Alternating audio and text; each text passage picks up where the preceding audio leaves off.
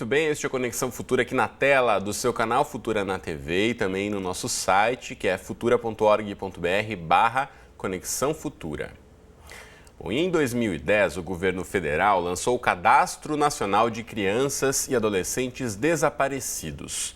O objetivo era montar um banco de dados seguro, capaz de auxiliar na difusão de informações e no esclarecimento dos casos de desaparecimento. No entanto, parece que essa ferramenta não emplacou. Até agora, existem apenas 370 casos registrados em todo o país. E segundo estimativas de uma CPI de crianças e adolescentes desaparecidos, realizada em 2008, a cada ano 250 mil pessoas desaparecem no Brasil e dessas 40 mil têm menos de 18 anos. A dúvida que fica é por que então existem tantos casos não registrados e qual a importância de uma política pública nacional voltada para esse assunto. O que fazer em casos de desaparecimento? Bom, para falar sobre esse assunto, eu converso agora então com o Ariel de Castro Alves, que é advogado do Movimento Nacional dos Direitos Humanos. Ariel, tudo bem com você? Bem-vindo à Conexão Futura mais uma vez. Um prazer recebê-lo aqui agora virtualmente. Obrigado, é um prazer participar da Conexão Futura e à disposição para poder esclarecer um pouco os telespectadores sobre esse tema. É um drama, principalmente para as famílias de crianças, adolescentes ou de pessoas desaparecidas. É uma angústia que não tem fim por parte dessas famílias e é necessário que tenhamos ações mais concretas para aliviar a dor dessas pessoas. Sem dúvida. Ariel, como eu mencionei aqui na abertura do programa, em 2010 foi lançada essa plataforma, esse site que supostamente era para ajudar, facilitar os registros, mas em 6 anos, só 370 casos. O que justifica ou quais os indícios que a gente tem aí para tentar entender o porquê não emplacou, as pessoas não estão registrando os casos, já que os casos estão acontecendo sim, só que não estão lá registrados nessa plataforma? Na verdade, falta um esforço do governo federal de manter técnicos, de manter profissionais habilitados que estivessem operando esse cadastro nacional de crianças e adolescentes desaparecidos. Por isso que desde 2010 nós não temos efetivamente esse cadastro funcionando. Como você mencionou muito bem, são só 370 casos em 20 estados do país. Então, nós ainda precisamos de uma integração maior. Falta que o Ministério da Justiça e também a Secretaria Nacional de Direitos Humanos façam um pacto com os governos dos estados. Então, eles precisam ter um termo de cooperação para que toda vez que uma família procurar uma delegacia de polícia para fazer um boletim de ocorrência, essa família já iria com a foto da pessoa, da criança, do adolescente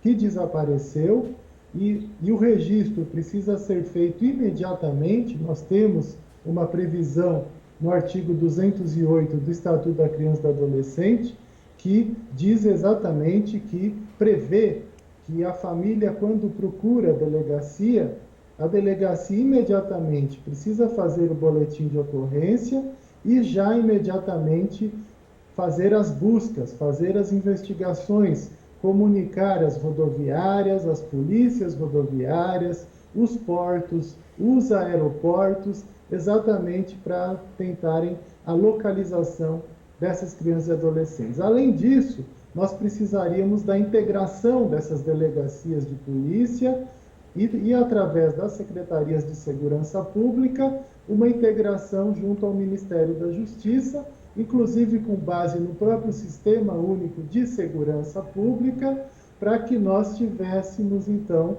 esses boletins de ocorrência sendo elaborados com as fotos já das crianças, sendo encaminhados para essa Central Nacional que receberia as informações desses boletins de ocorrência e as fotos, e já estariam, então, os dados sendo cadastrados por técnicos, por profissionais habilitados em Brasília, e isso já ficaria constando no próprio Cadastro Nacional de Crianças e Adolescentes Desaparecidos. Eu dou um exemplo de que hoje, se uma criança desaparece no Pará e depois ela vem de ônibus, né, ou pegando caronas com caminhoneiros até São Paulo, se ela for localizada em São Paulo, a polícia de São Paulo não vai saber que ela desapareceu no Pará, porque não há uma integração na área de segurança pública. Se a polícia de São Paulo, ou um abrigo de crianças e adolescentes, ou o Conselho Tutelar, procurarem nesse cadastro nacional, certamente não constará também o nome dessa criança por essa falta de integração a partir da área de segurança pública. Ariel, chega a ser um absurdo, né? A gente parar e pensar já na tecnologia disponível para um sistema de integração que não é muito complicado, na verdade, você integrar aí essas informações. A gente sabe que a internet está aí para facilitar tanta informação que é disseminada. Agora, algo básico como isso, um registro feito num estado, não poder ser constatado no outro, e principalmente aí, a gente está falando de crianças e adolescentes, chega a ser um absurdo, né? Falta mesmo a vontade política para isso ser implementado. Enquanto isso ainda não acontece, ainda tem muita dúvida da população em relação a como registrar, né? Então você já falou a importância de levar uma foto já no momento que for fazer o registro, e as delegacias são os primeiros lugares que as pessoas devem procurar? Exatamente. Então existe essa obrigação prevista em lei.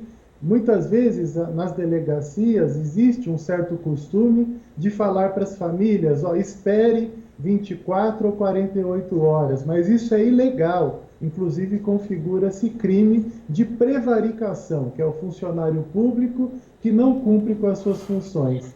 Ele imediatamente tem que fazer o boletim de ocorrência e já iniciar as investigações sobre os desaparecimentos.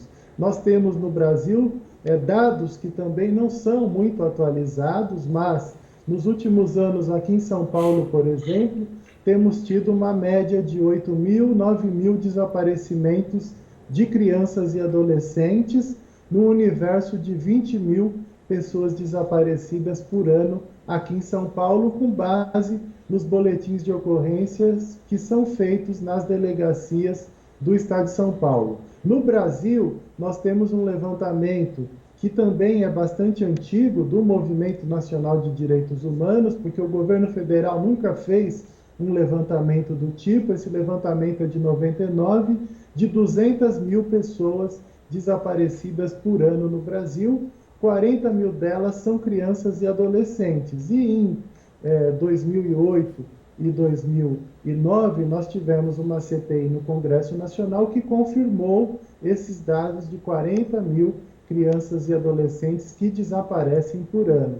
Então, é inaceitável que no Brasil hoje nós temos cadastro de imóveis, cadastros de veículos, cadastros específicos até dos veículos que são roubados, mas nós não temos cadastros de pessoas que desaparecem e nem de crianças e adolescentes que a Constituição Federal prevê que são prioridade absoluta. Então, ao menos... Sem dúvida, Ariel, a gente pensando aqui em outros exemplos, né? Quem nunca recebeu aí uma ligação de alguma empresa querendo oferecer um serviço? Os nossos dados aí, na verdade, são até muitas vezes disponibilizados para empresas sem o nosso consentimento, em cadastros nacionais. Tem a própria questão aí do cadastro em relação ao bom e o mal pagador, cadastro de proteção ao crédito, ou seja, as ferramentas já estão disponíveis, esses sistemas não são novidade, e é preciso sim que haja uma pressão aí da sociedade para que a gente consiga unificar esse sistema de denúncias e principalmente registrando aí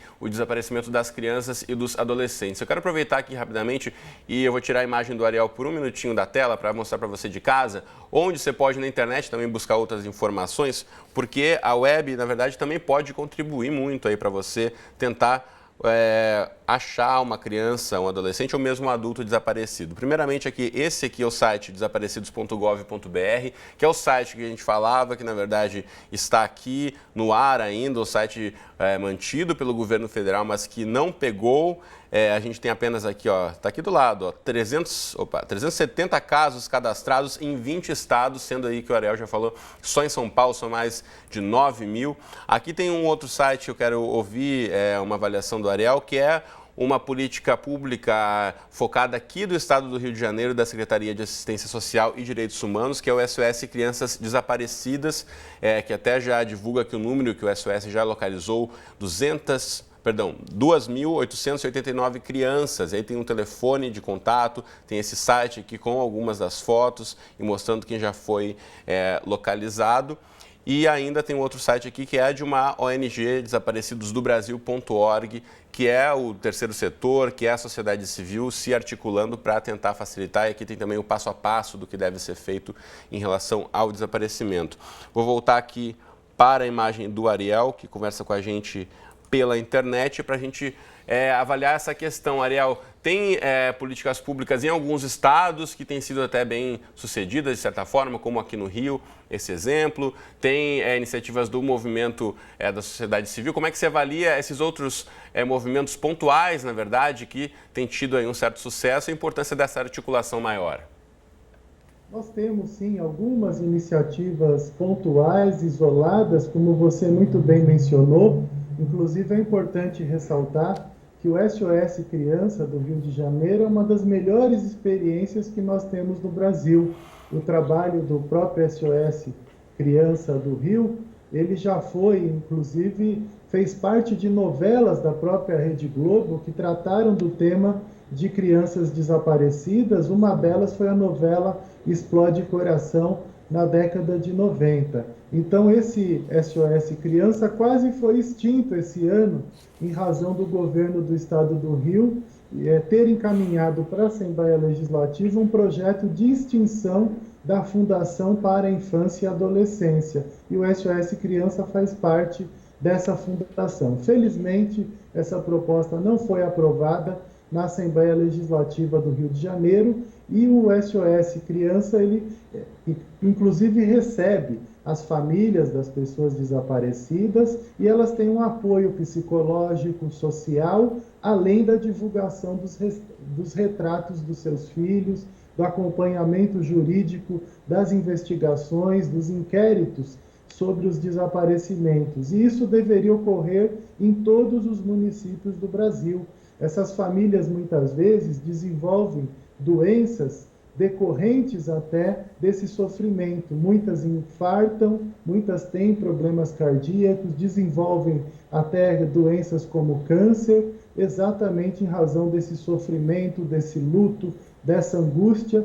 Esse apoio psicológico, às vezes até psiquiátrico, é fundamental. Sem dúvida. Ariel, eu preciso só encaminhar para o fim da nossa conversa, devido ao nosso tempo está chegando ao fim. É importante você mencionar essa questão, inclusive eu já tive a oportunidade de fazer reportagens, conheci algumas famílias que passaram por esse drama e, de fato, você vê como a saúde das famílias é debilitada, das mães principalmente, em relação à perda dos filhos, de não saber o que aconteceu, de ter, muitas vezes, até ter feito um registro e não ter um acompanhamento. Se a mãe não vai lá na delegacia, fica insistindo, fica em cima do caso, muitas vezes os casos não são investigados. Então, a gente precisa, de fato, mobilizar a sociedade em torno dessa questão. Só para a gente encerrar, Ariel, eu queria que você reforçasse o que você já mencionou aqui para a gente, o passo a passo inicial. Então, a partir do momento em que pais ou responsáveis percebem o desaparecimento, não há tempo mínimo, o indicado é que vá de imediato até uma delegacia, então, portando uma foto para já registrar o seu boletim. É o primeiro passo.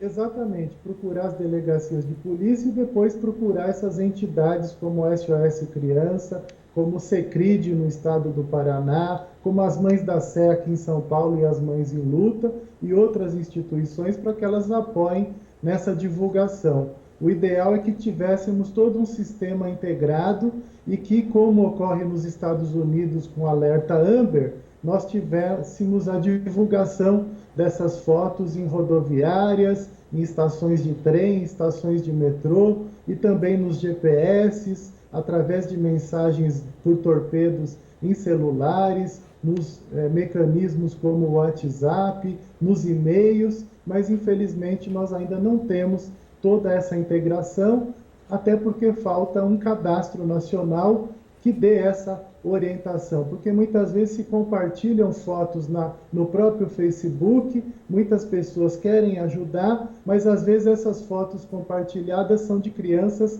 que já foram encontradas. Então é necessário primeiro ter um cadastro que possa ser atualizado diariamente para que nós tenhamos aí fontes realmente fidedignas para que a sociedade contribua, e os meios de comunicação também são fundamentais e muitos já colaboram nesse processo de divulgação. Muito bem, então, Ariel de Castro Alves, muito obrigado por conversar conosco aqui no Conexão Futura, falando diretamente de São Paulo. Um abraço para você e bom trabalho.